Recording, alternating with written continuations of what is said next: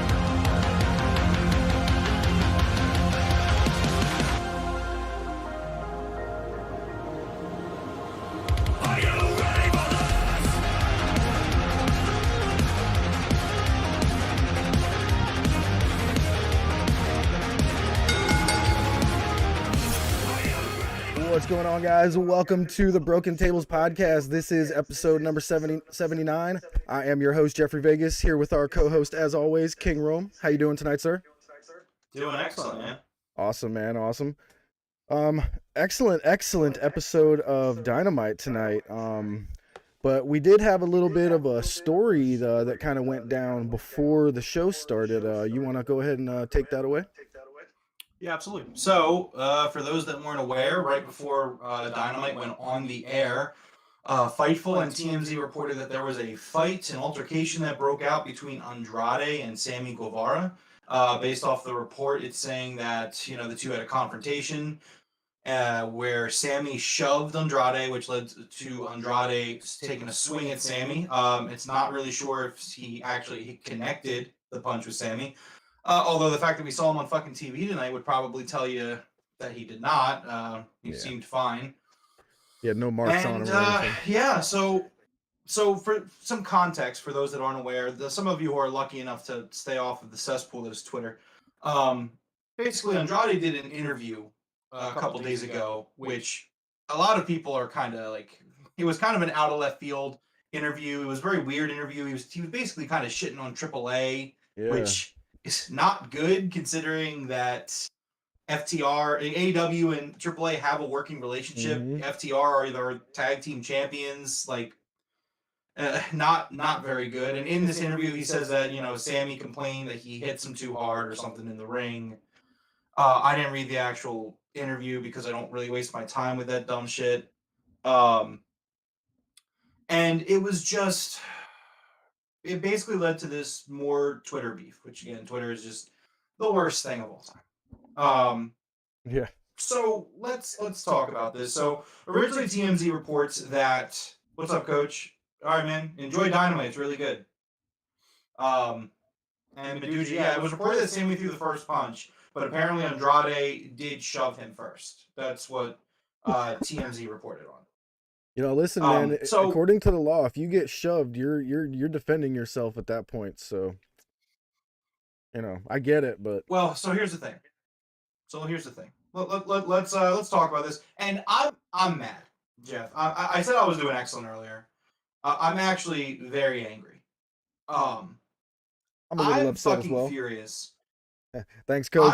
I'm not even upset. I'm just fucking done with it, in a sense that here we are. It's another week where we are about to do an AEW Dynamite review.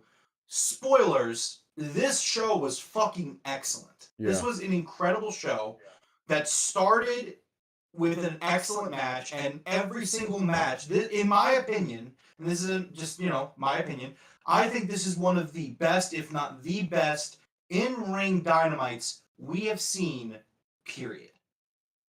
That's just my opinion. I think that we started with MJF and Wheeler Yuta. Yeah, that was And great. Then we went to Jay Lethal and Darby Allen. And then we got fucking Wardlow and Brian Cage. All three of these matches, fucking bangers, pay-per-view level matches. We continue on through the night. We're going to get into it.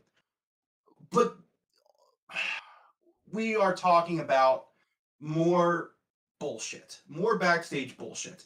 And I'm not going to sit here and say that I think that, like, this shit happens in locker rooms. Not, in sports, it happens all across the sports world. Whether it gets out in public or not is the problem. And this shit keeps happening. And a common thread here is starting to become very apparent with Sammy Guevara. I am sick of I'm sick of doing this podcast and watching these fucking excellent shows and then having to open these shows or talk about this stupid shit on shows. It's exhausting, and it's not fair to the fans or the talent that are working backstage to put on these excellent matches. It's fucking mind-boggling that I was on Twitter during the commercial breaks after the first match, and MJF versus Wheeler Yuta, I fucking love this match. Oh, it was great. People on Twitter did not watch this match. Yeah.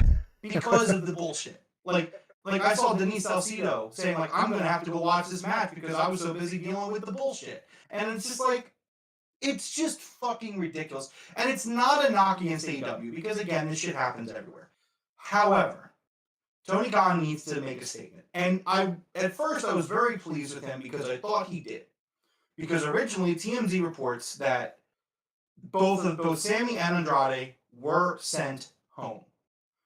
And I was like, this is what I needed to see. And I've been saying it in the Discord, which you should join the Discord if you're not already. Tony Khan needs to make a statement. And he doesn't need to fire these guys because obviously Andrade wants to go to WWE. We're not fucking stupid. Yeah. He even literally admitted in an interview that he talked to Triple H and that his wife still works there. And even though he can't legally talk to Triple H, they can use Charlotte to talk. He literally admitted that in an interview this week. I think it's the same interview that he did where all this shit started. So Andrade is clearly a cancer in your locker room. Send his ass home. And that might have been the plan on Friday when he faced 10. I don't know for sure. But, when I found out that Sammy Guevara was not sent home tonight, I was very upset. I very, very disapprove of that. I understand that you had a main event tonight. I understand you had a story you wanted to tell. And even in the Discord, Big T was like, what the fuck? I was looking forward to this match. And I was too. But the right thing to do would have been to send them both the fuck home and tell them, you're going to go sit at home for a month. And then in a month from now, we'll see where we're at and maybe we'll bring it back to TV. And I'm sorry, John, I'm going on a tirade. There is too much fucking talent in this company to be letting guys like Sammy Guevara get TV time when he's just causing backstage drama. I have a report from, hold on, I want to get the source right, because I saw it right before we went on the air. Sorry, give me 1 second. Here, real quick, we got the Dad World Order podcast coming in with a subscription and a follow on all of our social medias. He saw us on Dynamite. He actually saw our poster. So hit us up. Welcome to the podcast, Dad World Order. Right now. He said, mind blown by the ending to the main event. Both of them should have been sent home, should not have been turned into an angle. Amazing show that ended on a turd. I mean, I wouldn't say it ended on a turd. It just ended on something that I was like, really? Whatever. But I thought it was a great show regardless of that. Chad, is the echo gone now? Can you guys let me know, please? Rome's voice is duplicated. Okay. I can fix that. You can fix that? Yes. Okay. Well, I muted the stream. I should have fixed it right there.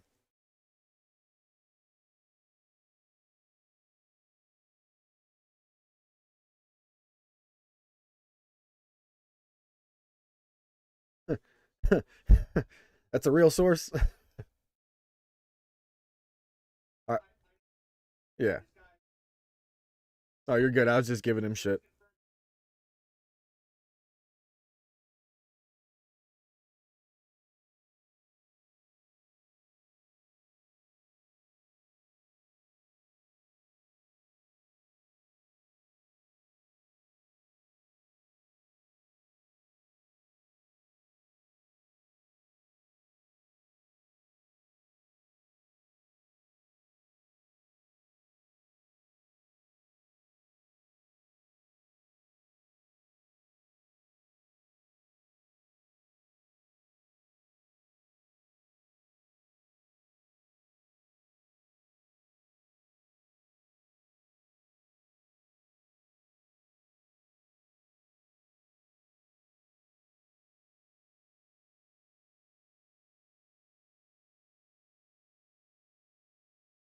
problem with it is that Andrade literally tweeted out that he would see Sammy on Wednesday.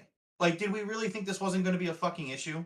I got it. I figured it out, guys. Sorry about that. I think you were muted for a minute there, but you're good now, I believe. Did anyone hear the report? You were muted for about, I'd say 30 seconds to a minute. So if you want to go back and say the report there, go ahead. Okay, so the report was from Steven Muehlhausen, as confirmed by multiple outlets and sources. Andrade was sent home while Sammy Guevara was still at Dynamite, getting ready to compete for the main event. There are those in the back who were upset that Guevara wasn't sent home as well by Tony Khan.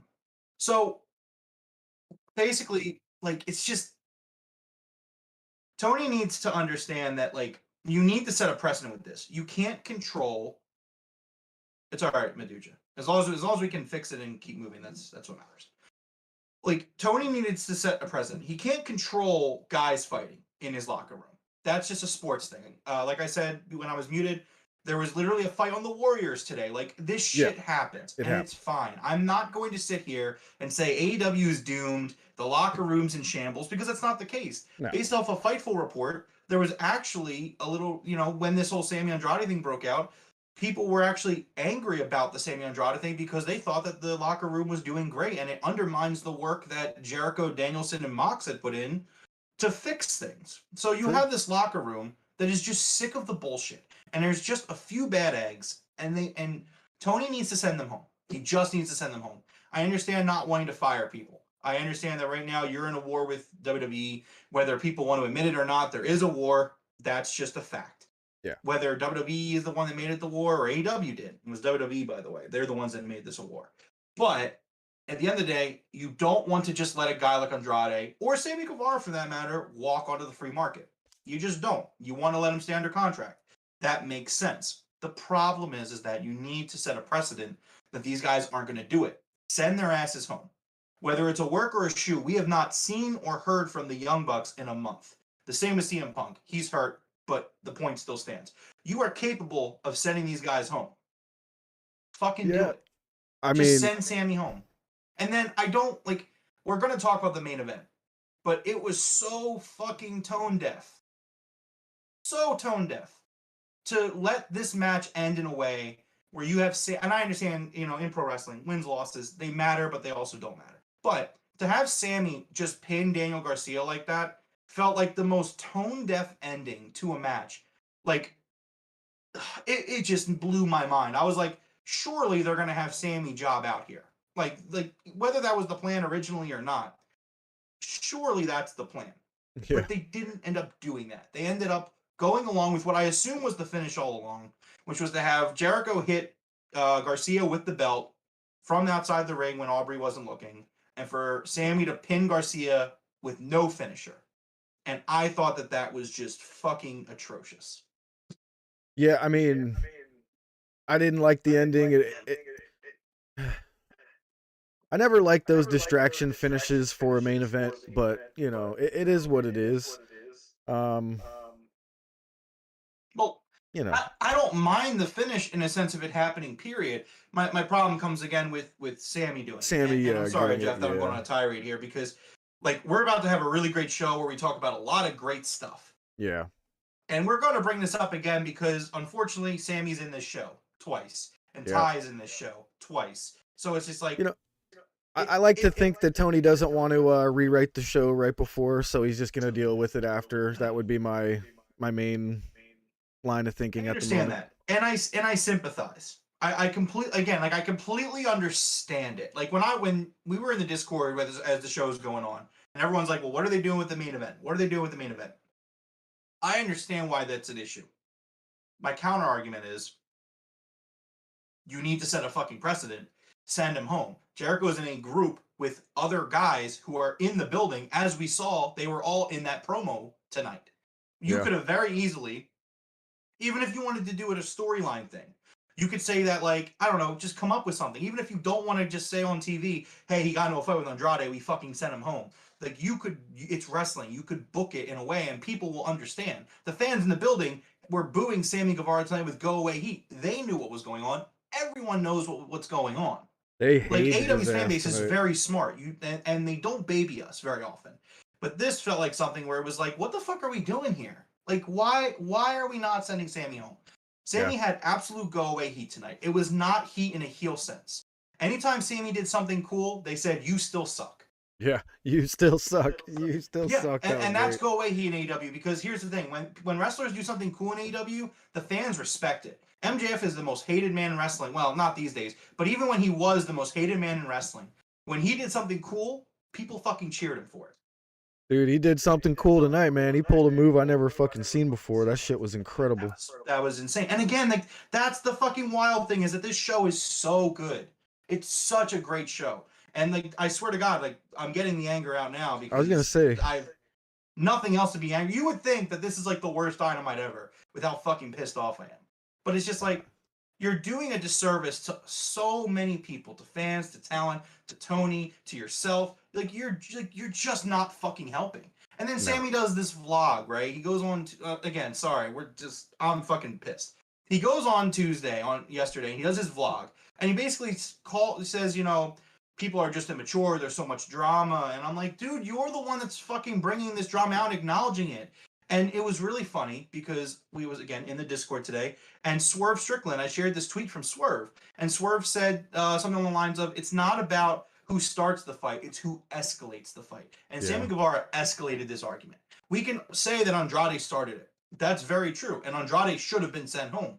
And he was. But to sit here at 10:38 Eastern after Dynamite, the fact that that happened at 8 o'clock, I know, I'm trying to let it out. It's fucking crazy to me that this is something we have to talk about. The fact that he did this shit like right before the show went on the air, and it had to be like right before, because this story leaked at like 8:03, like literally as Dynamite was starting. it was probably the moment Andrade arrived. He probably was like, "Where's Sammy?" Yeah, absolutely. And the thing is, like, again, like, we're not stupid. We know Andrade's got his plan B lined up. He wants to get out of there. He wants to go to WWE. He's that kind of guy where he wants everything to be about him. He didn't get what he wanted from WWE. He got released. He's not getting what he wants from AEW. He's not gonna get released. I think he's just gonna sit at home for the rest of his contract. Yeah. I wouldn't be surprised if we never see Andrade El Idolo in AEW ever again. I wouldn't be surprised either. But again, the fact still remains that Sammy should have been sent home. Tony Khan made a big error here on my part. I think it lowers your locker room morale. It pisses off your fans. I'm a fan. I'm a customer. I'm fucking pissed. Like what are we doing? There was a guy, okay, last thing before we move on. Brian Cage, right? Brian Cage was on AEW Dynamite tonight, Jeff.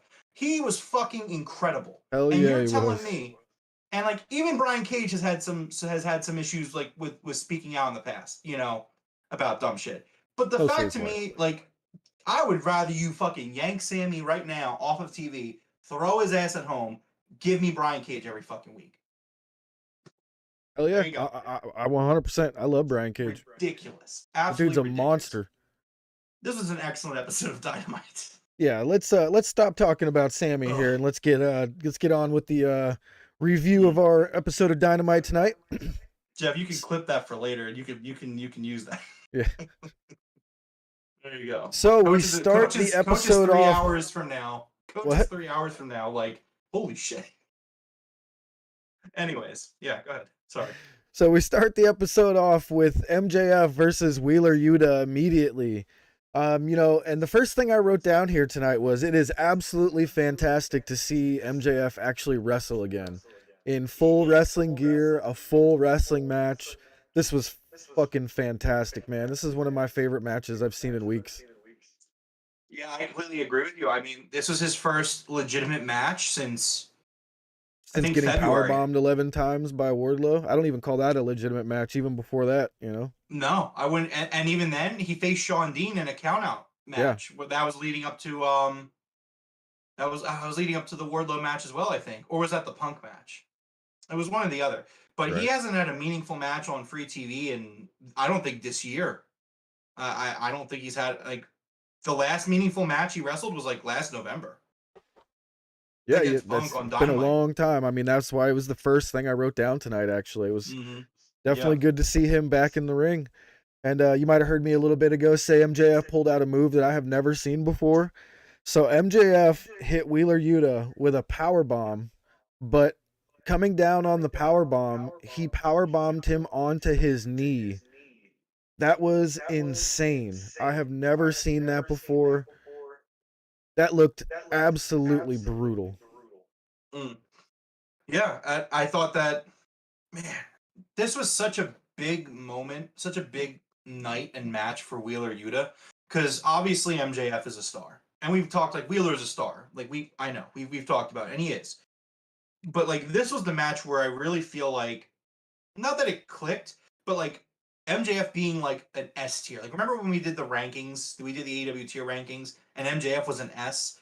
Like Yeah. I know he faced Mox, but like this was like the first time where it really felt like we expected Wheeler to be in that ballpark, and he delivered in that ballpark. It was just, both guys were over as fuck. You know, I went into this expecting this to be a very MJF heavy crowd, and Wheeler Yuta was going to impress his way into a favorable reaction. And that wasn't the case here. The fans were very behind Wheeler Yuta, and I thought that spoke a lot about Wheeler Yuta and this build that they've had here. And I think MJF indirectly, I mean, obviously, again, he doesn't lose the match, but like, man, like, if you want to talk about a wrestler looking great in defeat, like that's Wheeler Yuta tonight, man. This was an excellent match. I fucking love this match. Yeah, I thought Wheeler Yuta was fantastic here. You know, there was that spot where they kept doing the reversals on each other. They were rolling around, you know, 1, 2, 1, 2, 1, 1, 1, 1, 2. And I don't know if you could see it, but my TV was showing it perfectly. Bryce Remsburg's hand was so red after that. His whole forearm and hand were just beat red. It was pretty cool. Wheeler Yuta hit a monster avalanche Hurricane Rana off the top rope. I really enjoyed the spot where MJF rolled all the way across the ring so that Wheeler Yuta couldn't do his frog splash, and Yuta still just jumped all the way across the ring and hit him with the frog splash. That was freaking great. Yeah, I think that's like one of the spots that really sticks out to me too. The fact that he rolls out of the way and he thinks you can't get me, and he flips him off, and Yeah. and Wheeler's like, I'm going for it, and he fucking gets him. It was just, yeah, I love this match. Yeah, Excellent, absolutely. excellent match. So I don't know MJF if I'm gets giving it a 5-star, but it's like really close for me. This match was really good. I was really into this match. yeah, I give it like 4.25, It's 4.5 close for me. maybe. Yeah. So MJF actually gets the win with a new variation of the Salt of the Earth. I don't know if you noticed that. He did like a front flip over their body holding the arm and immediately got Wheeler to tap out. So it looks like he's kind of stepped up his arsenal a little bit with that Salt of the Earth. Elevation, evolution. Yep, absolutely. Put it on a t-shirt. All right, next up we got a really nice video package for the main event. Time out. Oh, Time out. You're completely skipping over the post-match segment, which was also very good. So basically, yeah. following the match, Wheeler Yuta, he offers his hand to MJF, and MJF's looking like he's thinking about taking it. Obviously, it's MJF, so I don't fucking trust him at all. So I saw someone on Twitter being like, I can't believe MJF turned babyface. It was like, you don't know MJF, do you? Yeah. But so basically, MJF's thinking about shaking his hand. Lee Moriarty comes out with Stokely Hathaway, attacks him from behind. And then we have, it seems like they're about to, Stokely brings out the Dynamite Diamond Ring, gives it to MJF. He's like, all right, now hit him. Lee's holding him. William fucking Regal stands up, who, With by the the way, knot. was giddy the whole match for MJF. And I just think that's so perfect. William Regal in character would be absolutely giddy about MJF. But anyway, so, Regal, he cuts up, puts on brass knucks, which we've been waiting for to see Regal with the brass knucks. Goes down to the ring and has this stare down with MJF in his ring. And I was just like, man, this is such a fucking cool moment. Like, what a moment this was. Yeah, that was actually excellent. I'm surprised I skipped over that too, actually. But yeah, that was really a good spot there. MJF was kind of shouting at Lee Moriarty and Stokely Hathaway that, I didn't tell you to do this. I didn't tell you to do this. So it looked like Stokely was kind of like taking charge there a little bit. But like you said, you know MJF too well to trust this, but I think this might have just been a little hint of something possibly in the future, but we'll see. I think it's a swerve. I understand that people really love MJF right now, but they've clearly, like, if you remember in Buffalo when he came back, he was acting like a babyface, and he's like, I don't really give a shit. Fuck all of you. Yeah. Um, so I don't know. Like, obviously we don't know. We'll see what happens. But if I had to bet my money on it, I would say that MJF is swerving them right now, and it's gonna be like Blackpool Combat Club versus the Firm, and MJF's just kind of there, which that's what they're setting up for. I mean, I'm still like right now. I'm like 90% sure MJF beats Mox for the title at Full Gear. That's what I think is gonna happen. But I mean, it just you're lining up for that to work. So Yeah, I can see that. All right, so next up after that, after William Regal comes out for the save with the golden pair of brass knuckles, that was so good. We had a video package for the main event. It kind of signaled to us that Sammy was still there. You know, made everybody go check their phones, and we did confirm that Sammy Guevara was not sent home at that point. Decent video package. You know, Jericho and Sammy did their thing. It did what it needed to do for the main event. Yeah, I mean, again, I thought that this segment was kind of the point where I realized, like, oh yeah, okay. So originally they have Sammy kind of standing in the background, and I'm thinking, like, okay, they're gonna write Sammy out of this match. Like, they're like not write him out, like he'll go out to the ring, but I could see it like where like Garcia and Danielson just like really fuck him up, and he's out of the match for a good portion of it. And then he steps into the foreground of the promo, and I'm like, oh, maybe not. Maybe I'm just hoping for something that should happen, and it's not happening. Yeah. All right, next up was Darby Allen versus Jay Lethal in a one-on-one match where Jay Lethal did not want Sanjay Dutt or Satnam Singh to come out to the ring to help him at all. And man, this match was just, if you love professional wrestling, like this match was for you, man. This was a amazing professional wrestling match. Just It's such an excellent match, and there is a theme tonight that I think was, again, the Sammy bullshit is so unfortunate because if you look back at this at this night, right? Like, what do you see? You see the pillars. You see the future a lot. You know, what was the first match? MJF, a pillar, versus Wheeler Yuta.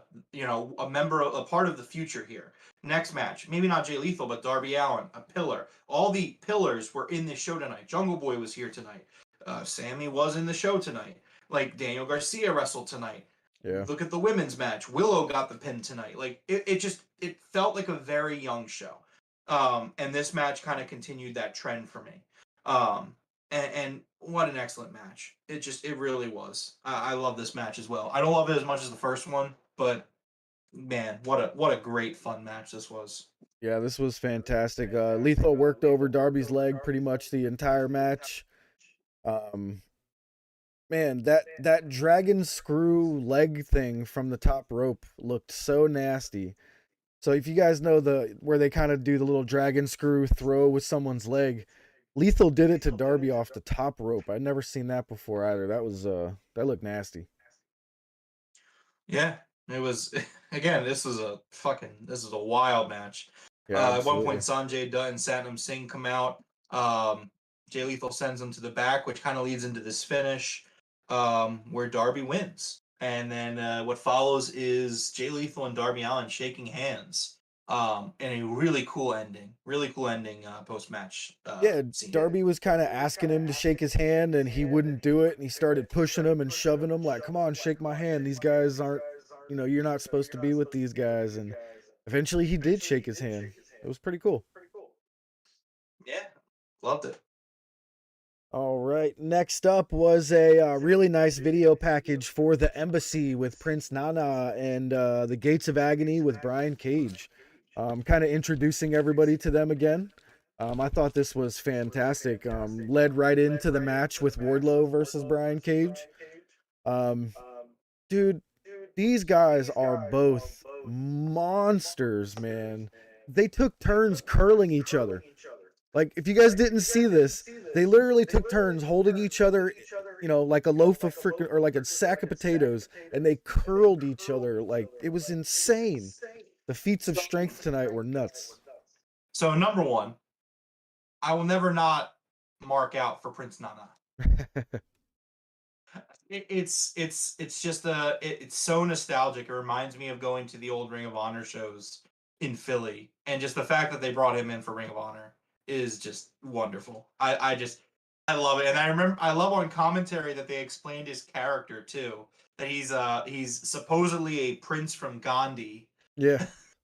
and it's just like I always remember that being like, again, because like being in Philly and just at a Philly show, it's like, man, I bet this guy is just like from fucking South Philly. It's just like Yeah. you know what I mean? Like I always thought like his character is that he's a con artist, but like he's never admitted to it, so maybe he is a prince. I don't know. It would Either be way, funny if like the city of Ghana came out and they were like, "We have no idea who he is." so you pointed out the strength of these men, which we know that they both have.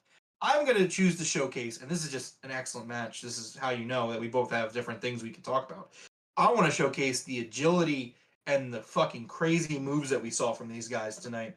We saw Wardlow do a fucking Hurricane Rana Yeah. and a Whisper in the Wind. I thought that's what it was, man. I wrote down, was that a whisper in the wind with a question mark? It was like my eyes didn't want to believe what I saw. I saw later on Twitter, Matt Hardy was like, that wasn't a whisper in the wind, that's a whisper in the Wardlow. That's awesome. Or a Wardlow in the wind, he said. Wardlow in the wind. Yeah, I think that's my and then you got Brian Cage doing a 619. I said it earlier, and number one, this is Wardlow's best match to date. Oh, it was great. This was fucking excellent. This was phenomenal. More matches like this. And again, Brian Cage. I don't want to hear that you don't have anything for Brian Cage. I just don't want to hear it. Like, I know it's a big problem, the roster being bloated and stuff. Well, send Sammy Guevara home, and my point once again stands. Send the cancer home, so that way you can have a guy like Brian Cage who wants to work. That's kind of what it comes down to. But I loved this match, and I thought we got a really cool post match too. So Wardlow wins via the Powerbomb Symphony. Did you have anything else you wanted to mention about this match? The freaking Powerbomb Symphony to Brian Cage, 4 freaking Powerbombs, and he didn't look like he struggled on any of them. Like, you know how sometimes when they got to pick up a big guy, they don't get him all the way up there and they kind of just drop him down? He got Brian Cage all the way up all 4 times, man. That was just incredible. These two guys are fantastic. I want more Brian Cage. I want more Wardlow. This was great. Yep. So we get a post-match beatdown where the Gates of Agony, the rest of the embassy come out. They're all beating him up. Samoa Joe comes out to originally make the save. Then he starts getting beat up. And again, love Prince Nana, because you have all these big dudes just beating the shit out of them. And Prince Nana's there, like, just throwing punches. Like, it's not necessary at all for Prince Nana to do it, but I just love that he does it. It gives off, like, really old school wrestling heel manager vibes, like, where the manager will just be like, yeah, I'll fucking punch him. Sure. In which case, FTR appears and they save War Joe. Yeah, I was expecting FTR to come out before Samoa Joe did. Actually, I kind of spaced on the Samoa Joe thing because I thought it was like 3-on-3. But as soon as Excalibur said it's 4-on-2, I was like, that makes perfect sense. Samoa Joe first, and then FTR. Like, I love how commentary, like, if you're actually listening, commentary ties almost everything up for you if you're really listening. Yeah, absolutely. All right. So I think I wrote down here Gates first. The Gates of Agony versus FTR soon, please. Yes, I definitely want that match. It was kind of interesting how the Gates of Agony were refusing to step off the ring. You know what I mean? They kept having to push them off the ring, and I was kind of like, guys, don't you know how this works? You're supposed to get off the ring when the good guys come in. Like, get out. Yeah, but they shouldn't be. So here's the thing, right? And this is nothing against FTR, but those two big Samoan dudes should not be intimidated by anybody. I think I do believe that's what was in their heads. They're like, we shouldn't be intimidated by anybody. We're not going to. Yeah, they can get their ass kicked by FTR, but they're not. They should not be running scared from FTR. Like, the Gates of Agony, they're a heel team. Like, and that's the thing. Like, you got to keep in mind, like, there are different kinds of heels. The same way there's different kinds of baby faces. It's like not every heel needs to run out of the ring in fear, and that's why you saw Prince Nana was like kind of like. He was kind of that gap there where he's the one that's like, oh shit, we got to get out of here. And Brian Cage rolled out of the ring too. because he's kind of doing, I guess, a more traditional heel thing. But these two big Samoan dudes, like, wow, they should not be afraid of FTR. Like, No, no not offense at to all. FTR, Not at but all. yeah. All right. So next up was a Britt Baker promo saying that Saraya was not cleared to wrestle and that everybody should just forget about her. So I immediately was like, oh, good. She's cleared to wrestle. Yeah, it was. This segment was definitely meant to like throw people off. Like there was no way that Britt Baker was going to be the one that revealed that Saraya couldn't wrestle. No.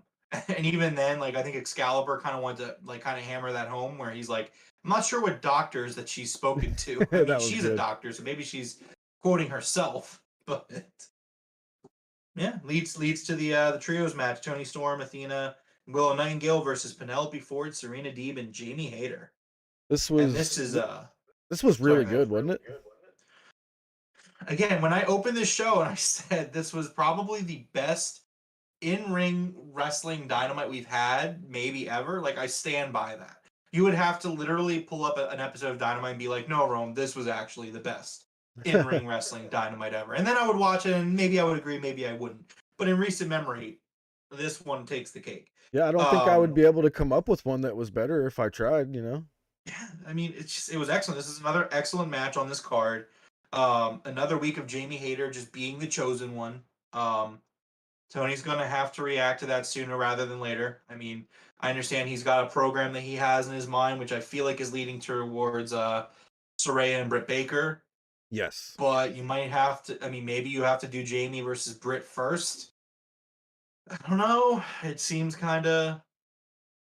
Yeah, it feels like we were about to pull the trigger on Jamie and Britt, and then they were like, oh, wait, Saraya's here. What do we do now?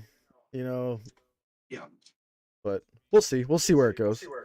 Yeah. But anyway, so yeah, this is an excellent match. It ends with Willow Nightingale pinning Penelope Ford, which felt like such a huge moment for Willow. And again, there was just this theme tonight, and I'm sure it was intentional, where it was like the pillars and the young guys and gals were the ones that really stood out tonight.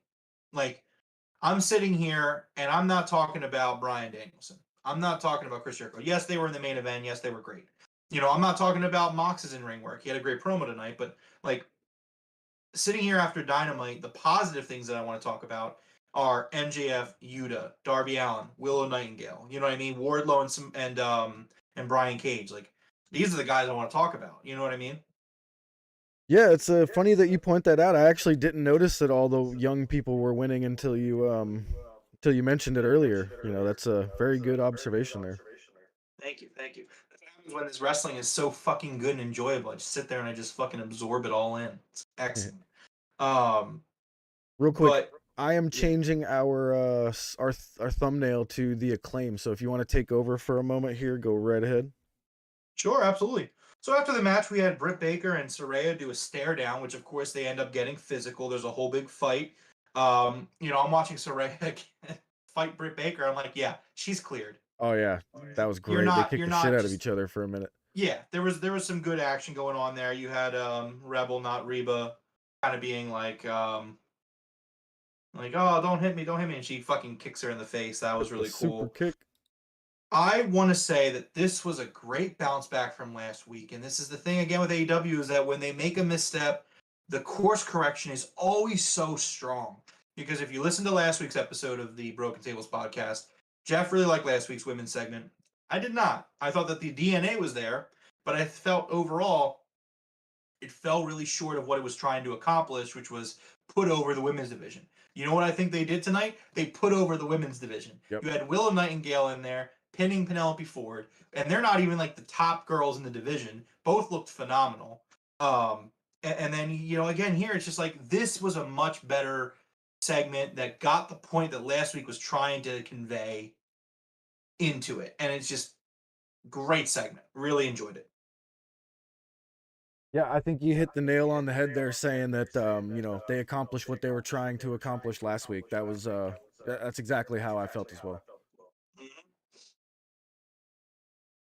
So next up, we had Roosh and Jose, the assistant, talking to Private Party. Andrade obviously was absent due to him being sent home, as Sammy Guevara should have been. We and you know what? Watching this segment and watching the Roosh Hangman match tonight, Jose and that act, they don't need Andrade. No, they didn't at all.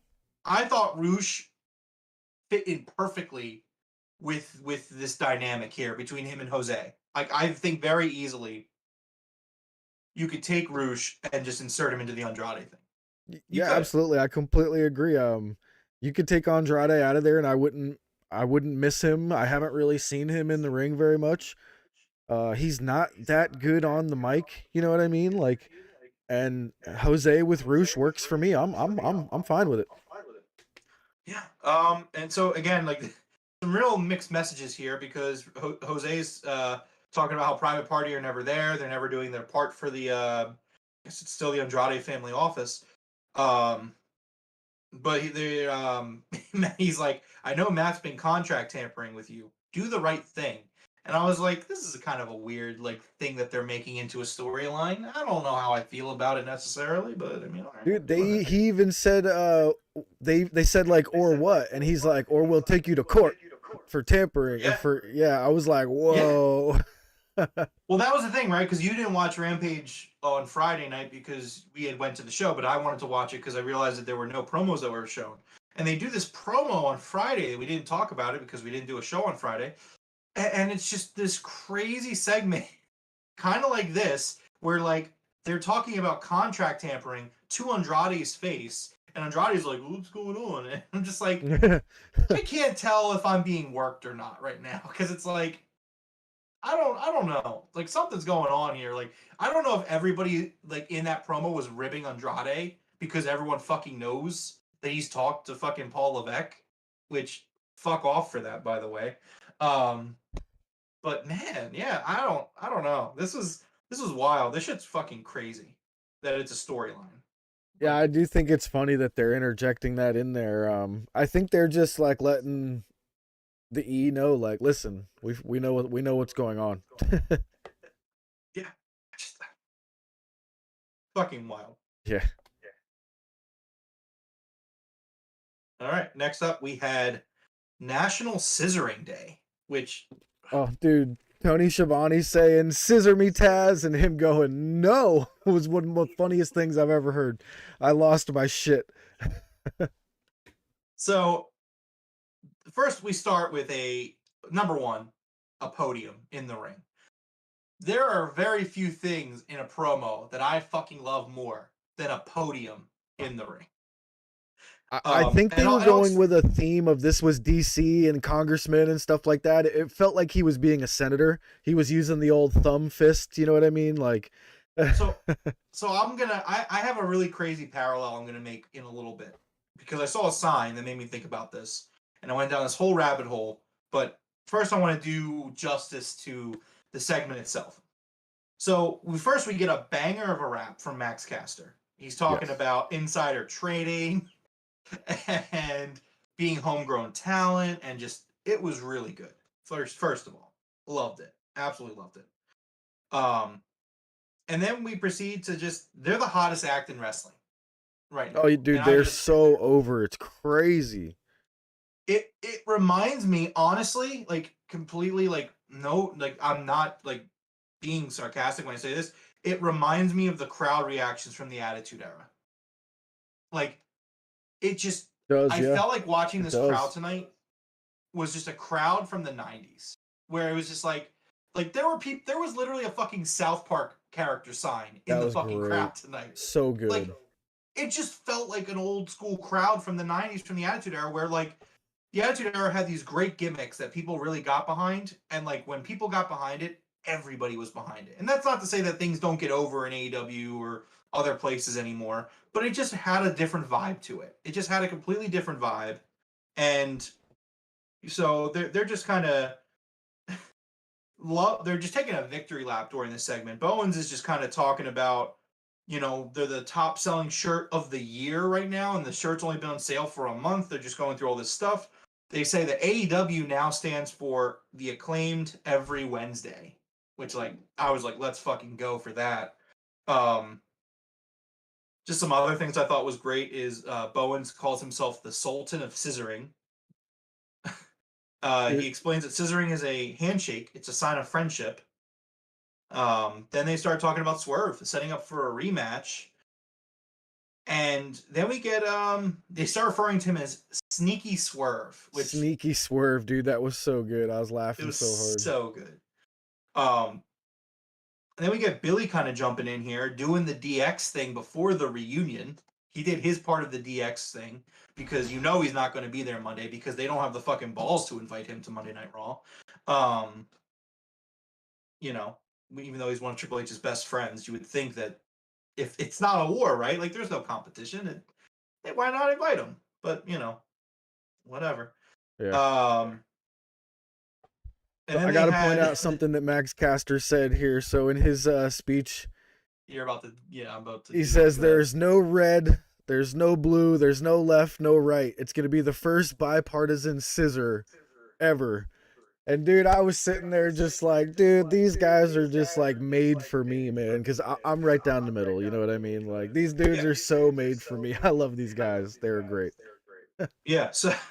So I'm getting there. Again, there's a lot of good stuff for this segment. So then Max is talking about it's a church. He does like a church gag where it's like in church, for those of you who aren't aware, in church you kind of get to a point where they say, greet your fellow man, look to your left and to your right, and greet the congregation. And it's like, you're supposed to shake hands and say, peace be with you.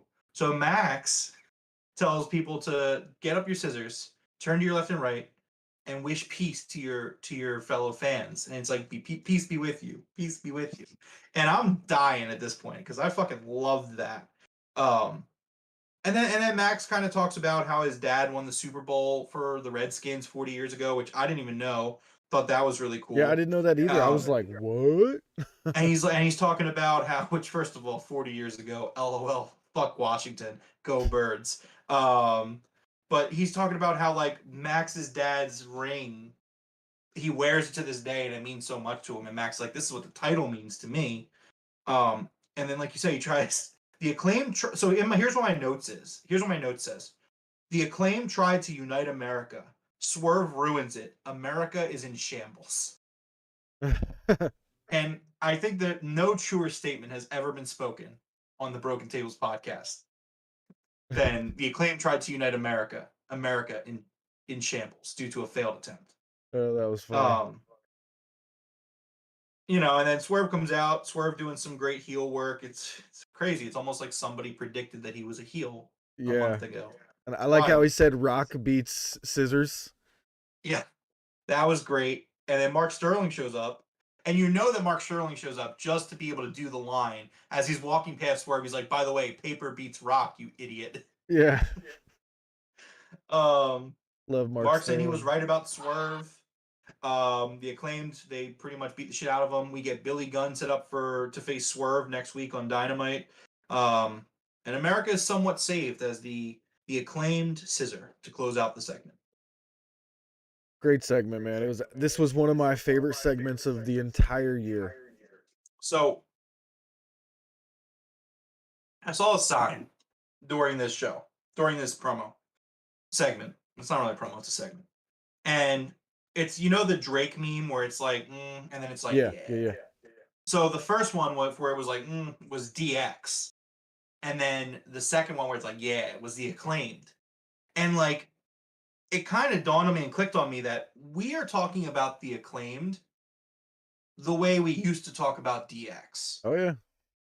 And like, we're talking about like Tony Khan saying like, oh, people in school are scissoring each other. And, like Swerve is like, people are going to get sent home from school for wearing these t-shirts. That's who you want as your champions. Like, and it just kind of really dawned on me that like, holy shit, like the Acclaimed are reaching that level. Obviously they don't have the tenure, but like they're the first the Acclaimed. I don't but like they're carrying that torch of kind of what DX used to stand for in today's wrestling world. And I drew that connection for the first time. And being a former, not former, I love DX, but being a big DX fan, and then kind of looking at the Acclaimed, I'm like holy shit, like I see that in them, which is fucking incredible. I mean, DX, in my opinion, one of the, if not the best faction of all time, up there with like the NWO and stuff. So But I like love what this, Swerve said, how he said, 2 decades ago, kids were getting suspended for doing the whole DX thing. He's like, and now 2 decades later, it's going to happen again with the scissors. And I was like, that's so perfect. Like, it was great. Everything about I this just love that segment Billy was Gunn is just kind of there so to good. bridge that gap. Yeah. Because he does his DX thing, and he just fits in with that vibe. I guess that's what I'm trying to say, is that the Acclaimed have the same vibe today that DX had back then, and that is a very high compliment for me.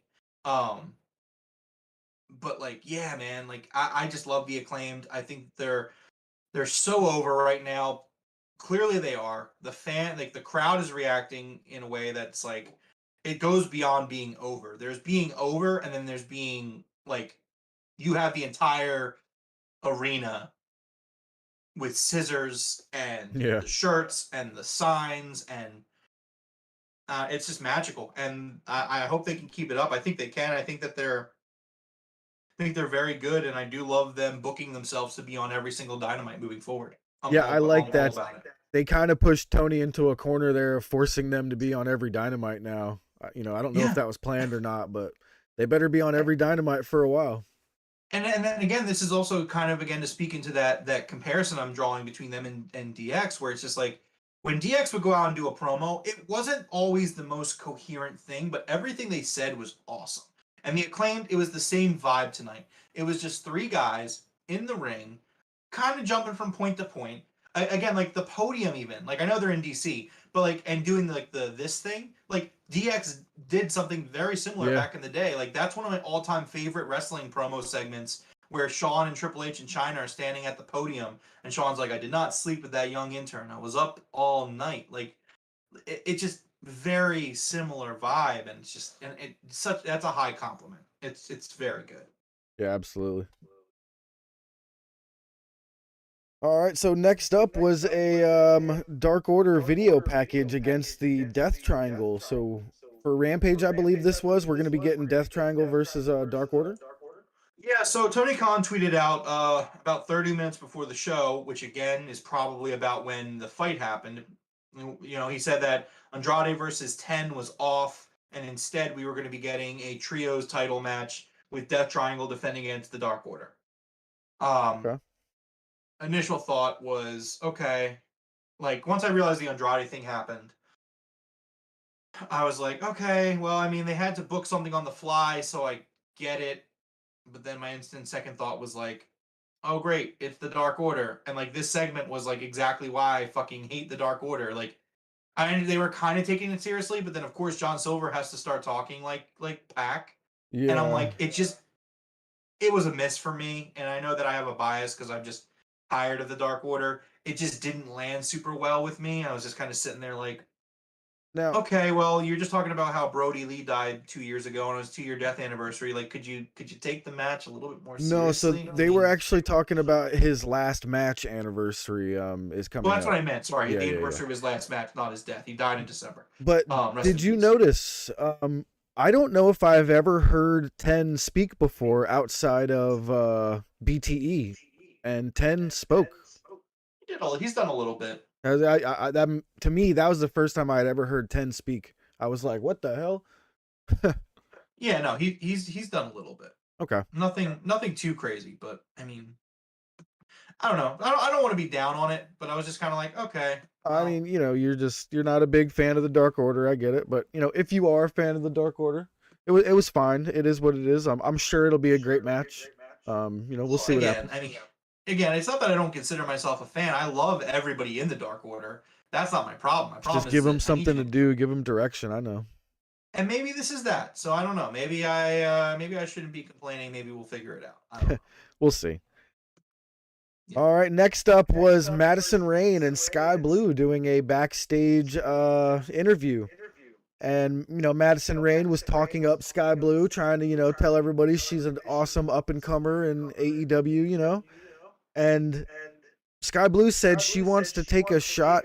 Or, I'm sorry, wait. Sky Blue said, what did she say that brought out Tay and Anna? Hold on, let me look She again. said something that brought out Anna Jay and Ty Conti. Oh, so she was talking about how Sky Blue has improved and has gotten better. Yes. And then they jumped Anna in and Jay said that Ty she Conti needed come out and they're to like, oh, she needed to you've work gotten on her better. flair. That's what it was. They're like, yeah, you've been working on your wrestling, but you need to work on your flair or sex appeal or sports entertainer or whatever you want to call it. So she said, yeah, well, you two need to work on your wrestling, to which I was like, yeah. So it looks like we're going to get Madison Rayne and Sky Blue versus Ty Conti and Anna Jay. And I actually thought it was really funny. Madison Rayne was mocking them by saying, oh, that'll be entertaining. She mocked Daddy Magic there. That was good. Yeah, I really enjoyed that. All right. Let's see here. Next up, we had Roosh versus Hangman. Hell yeah, dude. One of my favorite matches in a while. This was so good. So the camera cut away, and I was so regretting that they did. Did you catch what Hangman did when the bells? Hangman offered up the fucking scissor to Roosh like the code of honor, dude. I wrote that down. Yes, I was like, let's fucking go. Like, of course. And again, I just love Hangman. If there's something that I've realized in this past year, I've become a Hangman Adam Page guy. Yeah. I'm absolutely on board with Hangman. Any Hangman Adam Page hate, I don't want to hear it. And I could just hear it now. I hear the coach 3 hours from now being like, oh, he's not that good. You know, I'm the coach. I'm in the film room. Well, you don't have enough film on Hangman Adam Page. You need to go back. And love you, coach. That was not that mocking. I don't know why I did that. That was just dumb. But he's probably in the film room like, oh man, I just don't have enough film on this guy. Like, you need more film on this guy. Is my point. Yes. This guy is phenomenal, and here he is. He's coming out. Instead of offering a handshake, he fucking offers the scissors, and I'm just like, that's great. That's perfect. Yeah, I really wish they would have shown them. I do believe they did do the scissor thing. I think Roosh is used to the code of honor. I think he did do it back to him. I hope so. I would love to get some clarification. I'm gonna have to go on Twitter tonight and see if I can find something. Yeah, I'll have to check that out too. But yeah, and then what followed was, again, just an incredible match. Like, I feel like this episode is so funny because it's just the duality of me. Because it's like, I was so mad at the beginning. And now I'm just sitting here like just pure bliss. Like, this was just another excellent match on this card. Like, just keep moving down the card. And it's just like, excellent. Just another excellent match. Yeah. So there was a guy in the audience with a jersey on. This was a basketball jersey that said Flint Tropics. Do you know the name of the movie that's from? No. So, do you remember the Will Ferrell movie where he creates a basketball team and it's like in the 1970s? Is that from that? Yes. So that was the name of his basketball team there. That's hilarious. I thought that was great. I was like, yes. No, that's awesome. All right. So, this match was unbelievable. We had a huge buckshot lariat for the win with Hangman there. After the match, Private Party comes out. Remember Roosh was saying you guys better do the right thing. So Private Party comes out, but with no music or anything, Moxley shows up walking through the audience and just scares them away with a glance. He just looks at them and shakes his head no. And Private Party are like, we're out, and they just turn around and walk away. So we get Moxley and Hangman coming face to face. Moxley says it has been 3 years he's been waiting to face the Hangman. He said he'd been watching him grow through AEW, watched him become champion. He says they've both beaten everybody except each other, and now it's time to see what's going to happen with that. I actually thought this promo by Mox was absolutely fantastic on Hangman here. He said to him, you're just like all the other dumb kids around saying stupid shit that gets you in trouble. Had to be reference to the whole Punk situation. And I was like, thank God they mentioned it somewhere else. Like, I thought it was great that they mentioned it. So that took that. For me, that was the final nail in the coffin of that whole situation. Well, so while I do think that happens in this segment, I thought that was a reference to Sammy. I took that as a reference to Sammy.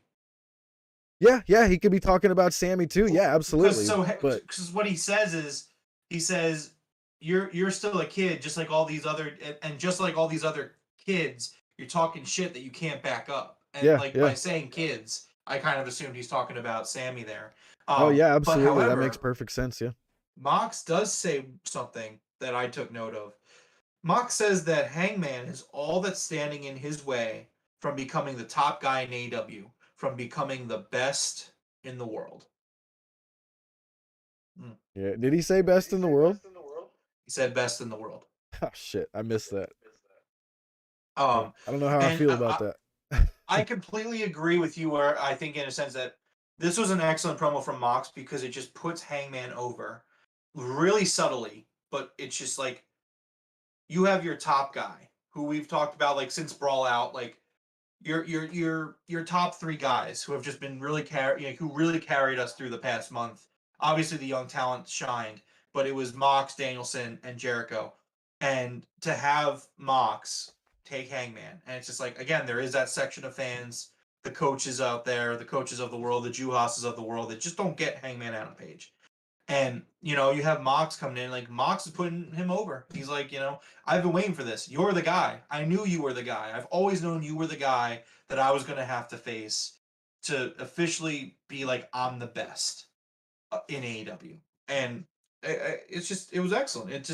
It even though it's Mox and he's obviously the veteran of the locker room, one of the veterans, it still fit the theme where it's like we have young guys getting put over here. Hangman wins a great match against another young guy in Roosh because Hangman is still, I mean, he's on the cusp. He's that bridge between the young guy and the older guys. But it's just putting these guys over, putting the future over, making the future relevant. And I think that that's a really meaningful thing to do on an anniversary show. Yeah, I completely agree. Like I said, I didn't even notice it till you pointed it out, and I'm like, man, how did I miss that? But it's great. It's why you keep me around, Jeff. Absolutely.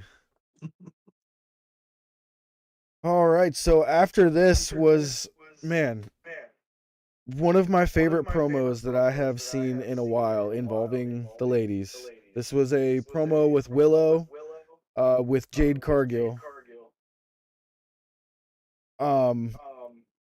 Willow's emotions in this promo like really got me, man. Like I got like emotional for her when she got all angry with them, and kind of fired back at Jade. Like, what if I'm 38-1?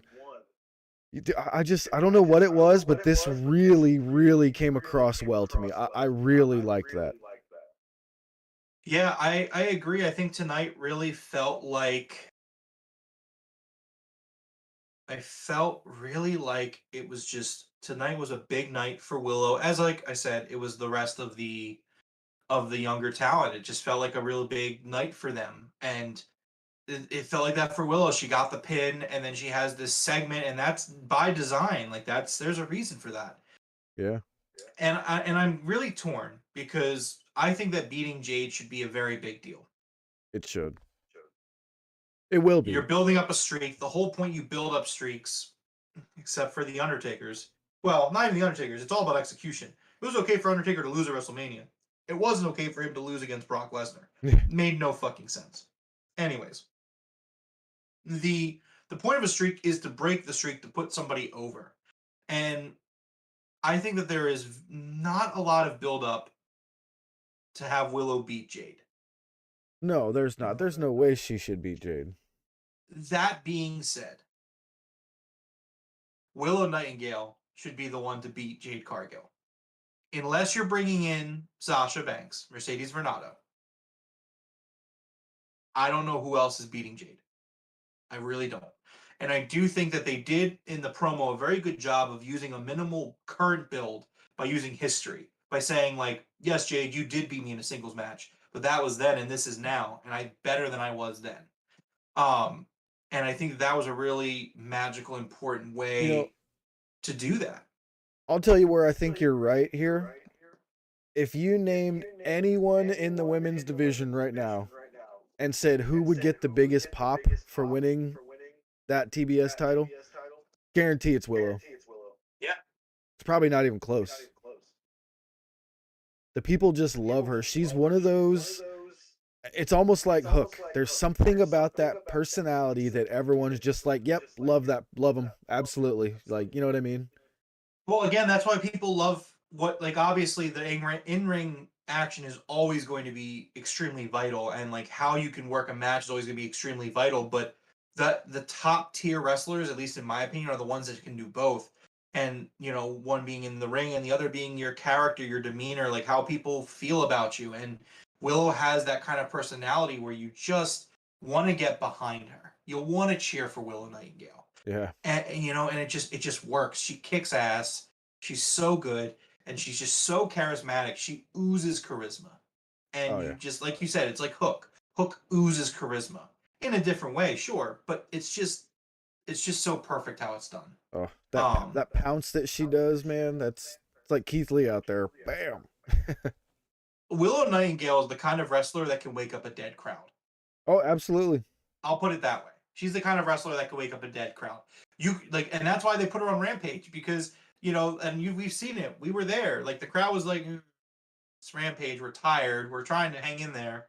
But you do get a little bit tired after a Dynamite. Dude, her and Jamie Hayter woke that crowd up, and they stole the show, man. All it takes is that music. The music, and she comes out, and she's jumping around, flying around, and it's just excellent. I hope that she's going to get signed soon. I want the graphic. I want the All Elite graphic. I know. And Friday could be the night. I don't want to get my hopes up, but I mean, I think she's actually going to be on the Battle of the Belts part, right? Yeah. So that's the TBS Championship live. And that's going to be live. It's live. So it's the first time we don't know who's going to win these Battle of the Belts matches. Correct. And it's going to be so good. I can't wait. I just want to take a second also to show appreciation to Tony Khan to finally getting this right. I mean, almost right. We have 2 hours of live wrestling on Friday. Live. We have Rampage, and then we have Battle of the Belts. And yes, it's from 10 to 12 again. Not ideal. But you know what? It's a step in the right direction, and I would much rather take 2 hours of live wrestling on Friday than the time slot change. I know you probably disagree with that, but give me 2 hours live on Fridays. That's what I want. I'm fine with it. It's just, usually means I'm going to do a watch along instead of a, after pod type thing. But we got someone in the chat. Fresh News 24/7 says, when the F are the Nightmare Collective coming back? Luther was a pillar of AEW. Luther is now a coach / trainer, I believe. I do believe Luther is helping train some of the younger talent. Yeah, he's working as a coach. I believe he's also injured. So that's why he's okay, yeah. I knew he was being a coach. I wasn't sure if he was injured or not. Yeah, he's been working as a coach, but he's injured, so he hasn't been wrestling. Serpentico's also been working as a coach. Yes. And according to Swerve, he's doing a fantastic job. All right, so next up after that excellent segment with Willow was Luchasaurus coming out with Christian Cage versus Fuego, who was already in the ring. And this could possibly go down as the fastest AEW match I have seen. He choke slammed him and he hit him with the cutthroat, and that was it. Game over. 1, 2, 3. It had to be less than, I'm going to say like 25 seconds, maybe 20 seconds. Yeah, it was a quick match. It was a squash match. I don't think it was any quicker than other squashes we've seen. More importantly, after the match, we get Jungle Boy comes out with a chair and attacks Luchasaurus and goes on to cut another phenomenal promo from him. Yeah, absolutely. That was a very good promo by Jungle Boy. Came out for the save. Basically told Luchasaurus, like, we were best friends forever, and you chose him over me. That was a good line. Yeah, I just love afterwards. He's like, you broke my heart. He's like, you're my best friend, man. You chose him. You broke my heart, and now I'm gonna break you piece by piece. And I just thought that was extremely well delivered from Jack Perry. Again, theme of the show: the young guys and the pillars showing up, showing out. I mean, there it is again. All right, next But up, we had a promo package for the Death Triangle versus the Best Friends, right? I was a little confused here because we got the Death Triangle going up against the Dark Order. Where are the Best Friends fitting in? Are we getting one of these matches like next week or? So, Pac is pulling double duty on Friday. Okay. He's going that's to right. be. In fact, well, I guess the trios titles are on Rampage. But so yeah, Pac is going to be part of the trios match, defending the trios titles against Dark Order. And then we're getting the All Atlantic Championship being defended. Pac defending against Trent. Sorry. Gotcha. That was what it was. It was going to be Trent versus Pac. Now, is that going to be on the same night on Battle of the Belts? So it's going to be on the same night. The trios tournament or the trios title match is going to be on Rampage. So it'll probably open the show. And then the Battle of the Belts is going to be after Rampage, immediately after Rampage. And that's going to probably, I wouldn't be surprised if they put Trent and Pac on last because of giving Pac a fucking break. That's going to be good. Yeah, we're in for a really, really strong 2 hours of wrestling on Friday. Yeah, I don't think Pac will have any trouble wrestling 10, 15-minute matches. He'd be fine. Sure, yeah. I mean, we'll see what happens. I'm sure he'll be fine, yeah. Yeah. All right, next up was the main event. We had Sammy Guevara and Chris Jericho versus Bryan Danielson and Daniel Garcia. Oh, go ahead. What? Yeah, no, I didn't want to interrupt you. I was waiting my turn. I just want to start off this segment by saying, fuck Sammy Guevara. Yeah. I was waiting for this segment to say that. There were fuck you Sammy chants. Oh yeah, there were. There were you still suck chants after every opportunity. Every time he did anything, even if it was cool. You still suck. You still suck. And there was a sign that said Sammy Dramara. Nah. Like drama and then like Guevara, but drama instead of Gua. That's great. Loved it. Anyways, this was a great match. I thought this was the worst match of the night, actually, ironically enough. Yeah, I agree. The crowd just wasn't into it, and I blame that on Sammy. I just 100%. I think that this crowd knew what happened. And it was a vibe killer. I thought that it felt like to me. It felt like the crowd wanted to boo Sammy as much as possible. So every time he got in there, the crowd actually got hot, but it was to, go away heat for him. Yeah. And I think they really wanted to see him get the pin. Like, they really wanted to see somebody take him out, Yeah. And what did they do? They put Danielson through a table instead of Sammy, Yep. That's where I think we went wrong. Although, thank you, Chris Jericho, for the shout out, to the podcast there. Thank you for the shout out. That was excellent. But it should have been Sammy that went through that table in one form or another, some sort of punishment. Yeah, no, I agree with you. I just, again, it's a vibe killer on what was a perfect night of wrestling. I thought that this match was good, but the crowd just wasn't into it. And honestly, I wasn't really into it because, as we've discussed at the beginning of the show, I'm pissed off. I think that AEW has so much going for it, and I think the company has so much going for it that I don't think it's fair to anybody, the talent, the fans, or anything like that, to just have Sammy come in and fucking ruin it, and or anybody. But Sammy's the one that's ruining it right now. At the end of the day, it's on him. I'm going to put the blame on him. Jeff is showing Is it a Macho Man? That is Macho Man. He just came out. I can't believe I found one. Oh wow, that's nice. I couldn't really tell first, but then I realized that it says Macho Man, giant lettering at the top. Yeah. But yeah, I just thought that Sammy just did a complete disservice. If I'm Chris Jericho or Bryan Danielson, I'm getting backstage after that match, and I'm like, what the fuck, dude? Jericho specifically. If I'm and that's the other thing that kind of drives me crazy is Jericho's been this absolute locker room leader since all this happened.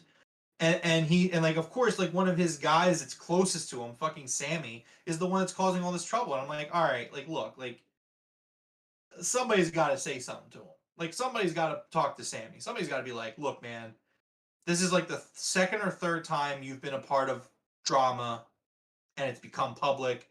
It's just not a good look. It just really isn't. And it's also not a fair representation of the company or the locker room. Again, like Fightful reported earlier today, right before the show went live, that the locker room is not happy about Sammy Guevara and Andrade having this beef. Like the locker room is trying to do their thing and be what they need to be for AEW to be successful. And so you got Sammy out there starting fights on Twitter and then going on his vlog and saying that everything's on him. Like, oh man, the whole world is just too toxic for me. Like, bitch, you're the fucking toxic one. Dude, I was about to say, remember the shit he said about Sasha back in the day? What if he prevents Sasha from wanting to come? Like, if I was Tony, I'd be like, I'll fucking fire your ass in 2 seconds. And like the thing is like, I understand that Sammy's young. I don't like. Do I hold it against Sammy for the comments he made about Mercedes? Not really. No, It's no, I'm just saying, like, that. He shouldn't. Like, no, I understand. That's on the list. It's irresponsible. He shouldn't make them. They're inappropriate, and he needs to learn from them. And you know what? I'll give it to him that he's still somewhat young. I think he's still in his mid-20s. I get it. I'm just saying that's on the list of his PR disasters. You know what I mean? It's like 4 or 5 now. Exactly. It just I wasn't disagreeing with you. I'm just saying like I'm being understanding that like we grow as human beings. Yes. But it gets to a point where it's time to just take the kid and sit him down. And I hate that I'm referring to someone who's probably only 5 years younger than me as the kid. However, act your fucking age. I'm sitting here at 29 like, the fuck is this dude's problem? Why is he so fucking immature in his 20s? Like, I don't know, man. Maybe I'm just a more down-to-earth guy, but like, I mellowed out in my 20s a little bit. I mean, I don't know. I agree. Like, there's been a couple of his matches that were really good. You know what I mean? He's done some crazy shit where I'm like, oh, wow, he just almost tried to kill himself. You know what I mean? But I don't need that stuff in my wrestling. If he was gone, I wouldn't. I hate to say it, like, but I wouldn't care. I wouldn't feel bad. I wouldn't recognize he's gone. You know, it is what it is. Yeah, and then I just end up being disappointed. Like, I'm mad and disappointed because it's like you watch this match tonight and you could tell that Sammy was out there with a chip on his shoulder. Yeah. You could tell that Sammy was like, these people fucking hate me. The whole world fucking hates me. I'm going to go out there and make you not hate me. Problem is, people still fucking hated you. He didn't do anything that it would have made me not. He had a normal Sammy Guevara match. But my point is that he's an extremely talented wrestler. Yes. Yeah. He's extremely talented. He went out there and had some really awesome spots that I wish we could talk about. However, I didn't write any of them down because anytime Sammy was a focus on my TV, I got mad. I just got mad. And it ruined my enjoyment of not the entire show, because I don't want to take away from the rest of the show. Minus the main event and the finish of the main event and like the little Dark Order thing, which is just meh, not bad, but meh. Like, excellent episode of Dynamite. But unfortunately, we opened the podcast talking about Sammy Guevara and this bullshit, and now we are ending the show. I mean, we still have the preview to go, but we're ending the show talking about this bullshit. And, like, it just sucks. It just really sucks because, like, it just gotta be better. I think Tony Khan needs to set a precedent. I think you send his ass home. I understand you didn't want to rewrite your show. You send him home. I don't think we should see Sammy Guevara for a while. I don't think we should see Andrade ever again. But I don't think, like, tell Sammy, like, go the fuck home. Yeah, I would definitely. I would honestly, and I would have Ty lose on Friday too. I don't think they will. I think Ty and Anna Jay win, but I would send Ty home too. Just be like, both of you, go home. She didn't do nothing though. I mean, she didn't. But I don't want to like seem like I'm starting shit. But like literally, as soon as they got together was when all like it really started intensifying with Sammy. Like true. Like that, like the Sasha thing was before they were married, obviously, and they were together. But like, if you like kind of look at Sammy's trajectory, it's like as soon as him and Ty became a thing, it was just like go away, PR disaster, not good TV, like just go away. Which sucks because they're both very talented people. Like it's really kind of fucking wild when you think about how talented they both are, and they're just putting on dog shit TV and not making the product worse, but hurting the company. It really is kind of crazy if you think about it. Yeah, and you know, no matter which way you look at it, that Twitter beef with him and Andrade, even if the whole thing, even if it's a work, it doesn't look good for them at all. So no matter what, no, it doesn't look good no matter what. So They need to do something here. They need to like put their foot down or something and just completely stop this nonsense with everybody on social media. You know, at first I thought it was cool that they didn't limit their social media in AEW, but now I'm starting to see like you at least got to put your foot down and like stop being idiots, you know. Yeah, I agree, and I don't think that censoring them on Twitter or controlling their Twitter is the way to go. I still don't think that's the solution. Well, I just think that it needs to be a precedent. That's the thing. We've been talking about this for about a month now. Like these issues are happening, and Tony Khan suspended Eddie Kingston for 2 weeks. That happened. Clearly, that has not fixed the problem. It fixed the problem for a lot of people, but it hasn't fixed the problem for everyone. So now you need to up what you're going to do. And I know it sucks because I think honestly, if I'm in Tony Khan's shoes, I completely understand the hesitation to want to discipline Sammy. You view him as one of the pillars. You went to his wedding. You view him as a guy that you're going to put the world title on someday. That's just what it is. When Tony Khan coined the term 4 pillars, you know for a fact that's what that is. That one day, Jack Perry, Darby Allen, MJF, Sammy Guevara, when these guys are ready, at some point they're going to take that leap to be the guy on top of the company. That's the point of it. To be the stars of the company. The top 4 guys. That's a lot to put on someone, especially from a younger age. And like I can understand and sympathize with Tony in that sense. However, you need to let that shit go. You know, I mean, to put it into some perspective at least. I mean, relatable. I was a general manager of a restaurant, and I made a big mistake at some point of making friends with people who worked for me. And it's not that like there were some people that I was able to handle it with because they were understanding in return. However, like it got to a point where I had to put my foot down with these people.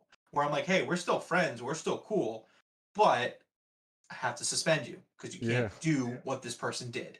And that's a true story in my life. So I'm sitting here, I can understand not wanting to discipline people that you care about that work for you.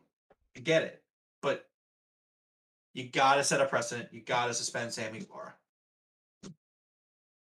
Yeah, I mean, he did throw a punch, you know, so we'll see. Do you disagree with me? Do you think I'm being harsh? Feel free to. I don't know. If you do. I don't really disagree with you. I don't know where I stand on this one. It's just like, ugh. I just, yeah. Yeah, I mean, see, because that's the problem. Well, that's where I'm at with it, where it's like, over the last month, like, if you watch this show week to week to week, specifically the Wednesday shows, you can see where I've been in terms of my journey with all this backstage bullshit. In the sense that, like, at first I was upset by it, and then I was exhausted by it. I'm beyond exhaustion. That's what I mean. Pissed. I'm just mad. I'm not exhausted. I mean, I'm tired of it, so yeah, I'm exhausted. I'm exhausted from it.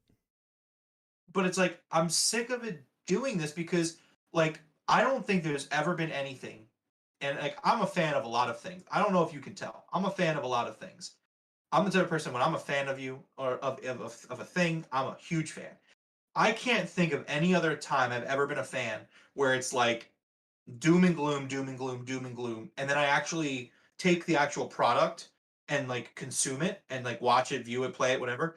And I'm like, no, this is fucking incredible. I'm so happy that I'm a fan of this thing. And then it ends, and then I go back and it's like doom and gloom, doom and gloom.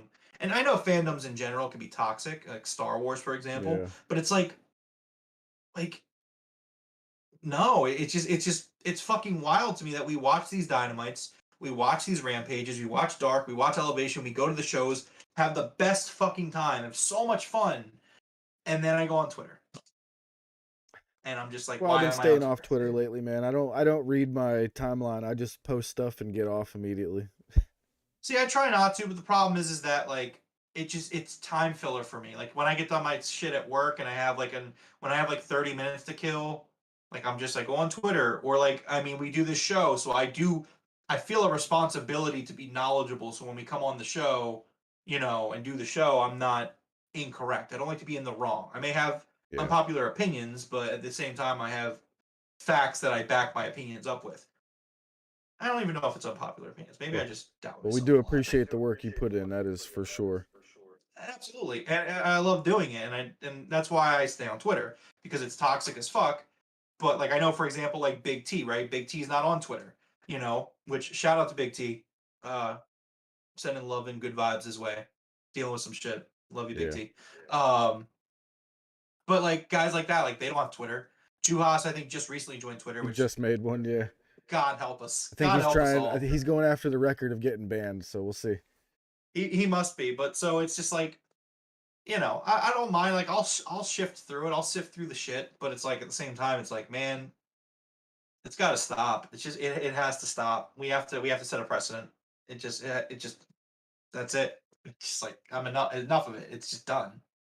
Yep, I agree.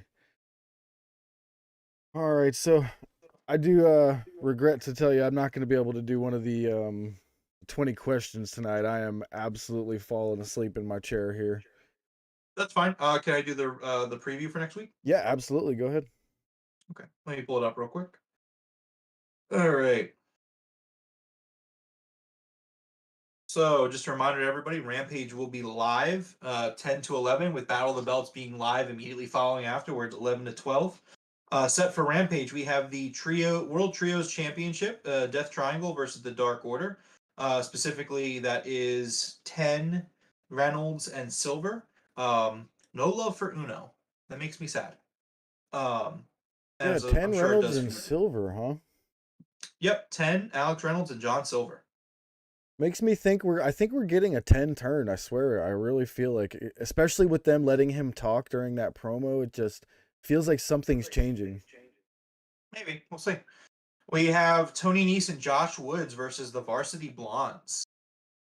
I haven't seen the Blondes in a while. Last time I saw them, one of them got squashed or something, I think.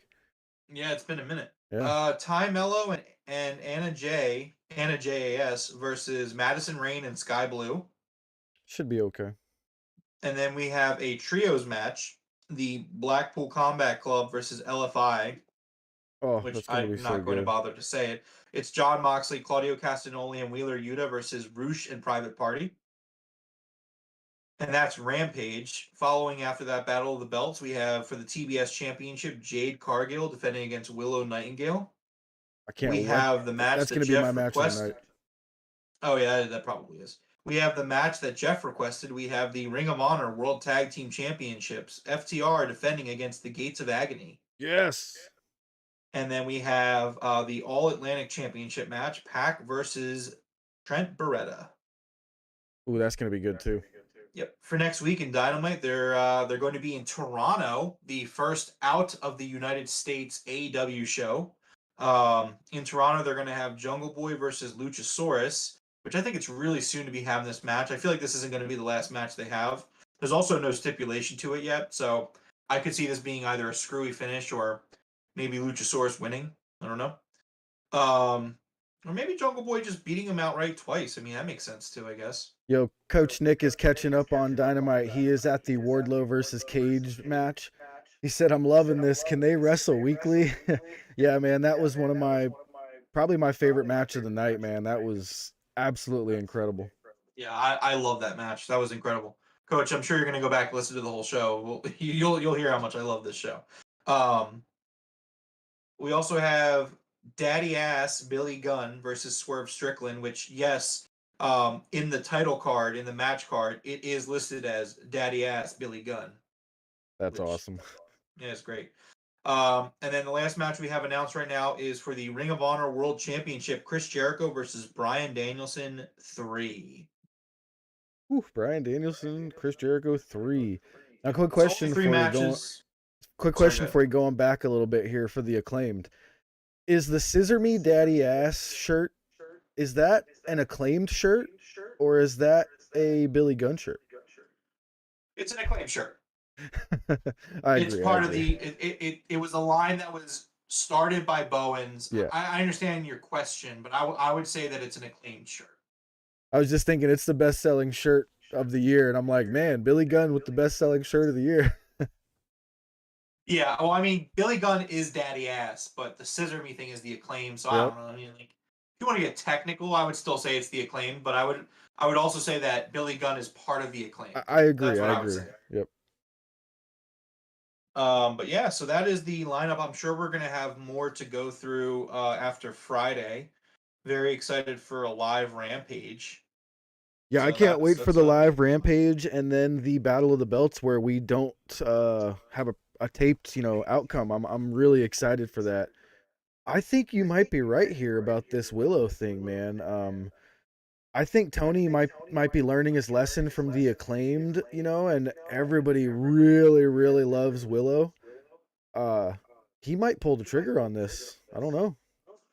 We'll see. I mean, at the end of the day, while you do want to make the fans happy and you should kind of react to how the fans react, you also kind of want to stick to your guns a little bit. If Tony has a plan, like, I won't be upset if Willow loses, but I do think that Willow's the person to do it. Again, unless Mercedes is coming in, which Yeah, I I'm not agree. saying she is. I still think it's extremely weird that she changed her Twitter name from Sasha to Mercedes. I also think it's extremely weird that she got followed by New Japan. I just think those things are weird. Again, we were joking about it in the Discord. I'm the guy that's connecting dots just because, not because they necessarily will connect, but they could connect. So Yeah, I am going to continue to look at it like that. I mean, I think it's plausible. It's very plausible. Not completely not completely unlikely. I mean, I think I would actually bet more money that it's more likely we see Mercedes in AEW than Bray Wyatt, because he's going to be debuting the for the Fed Wyatt on thing is done and Saturday. over with. He's showing up on Sunday. You know what's really fascinating to me? Super fascinating. And, you could just say I'm just taking shots at the enemy, but that's fine. I don't care. The Raw ratings, and more specifically, the demo. The demo is going down. Could it be that Papa H is not the Messiah that everyone thought he was? I don't know, man. Ratings are a funny thing. I don't know. Well, so here's the thing, right? I haven't been making a thing of it because they are going against Monday Night Football. However, there are some interesting things that I'm looking at with it. I think number one, it's very interesting that they got killed by 2 football games on a Monday night and then did worse this Monday against 1 football game. I think that's number one. I think that's interesting. But That more is a so, the good point, demo is yeah. what the But demo, like, during things like this with football and stuff like that, like, the demo is really what you kind of want to really focus on. I mean, it usually is the focus in general. But I think the demo was really bad this week, if I recall correctly. I thought that it was not good at all. And then NXT's also was really bad, which is really funny considering it was a rebranding for them. yeah, They that were was the doing the bare surprising one minimum. to me. That NXT was really down, and it was supposed to be the fresh start, the new NXT, back to the black and gold or whatever they have it now, black and It's not black and gold. Again, like, see, this is the thing that gold gets and me. Like, white. it's just like, we're just gonna be like, oh, they're doing the bare minimum. Woohoo! Oh my god! Like, guys, we changed to this rainbow color set. Now we're changing back to black and gold.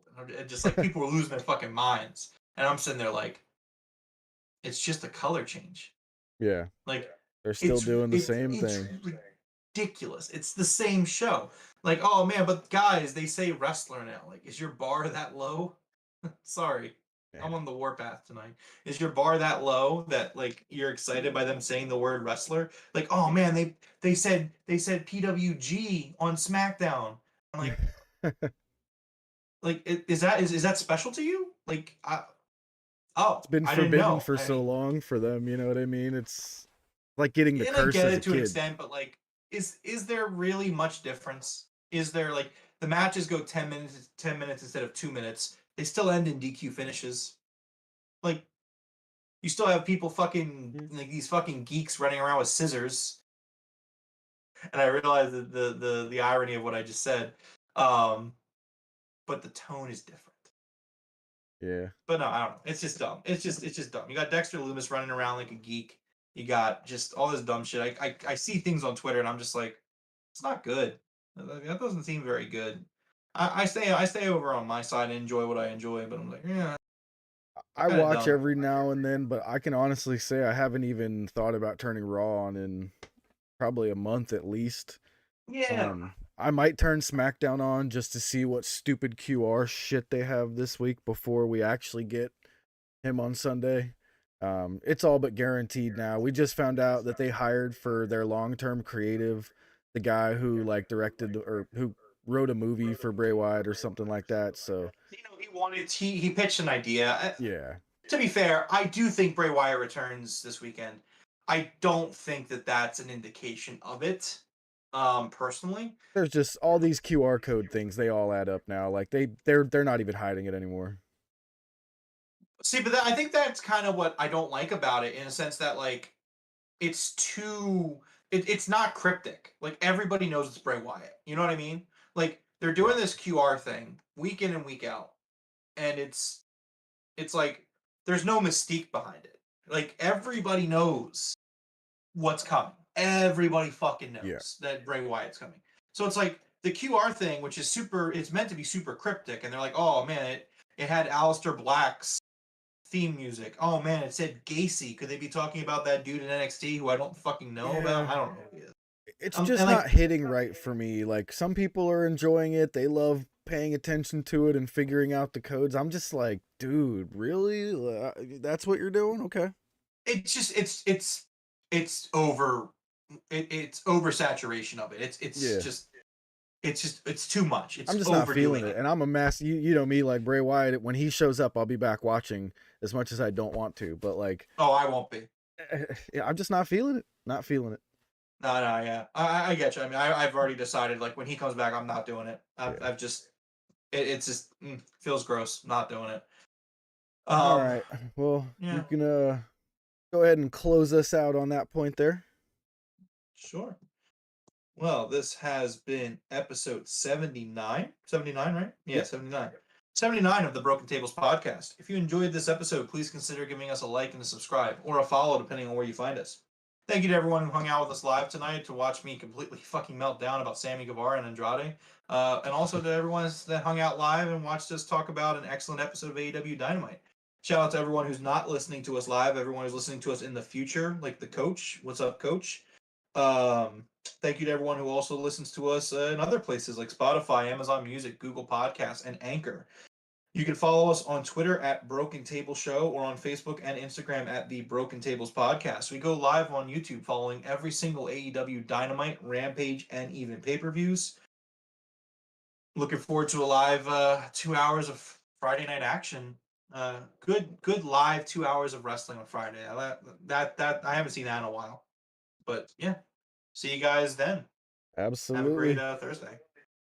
All right, Broken Tables Galaxy. The train is leaving the station, so we will see you guys on Friday for AEW Rampage live, along with the Battle of the Belts live. So until Friday, we will see you guys then.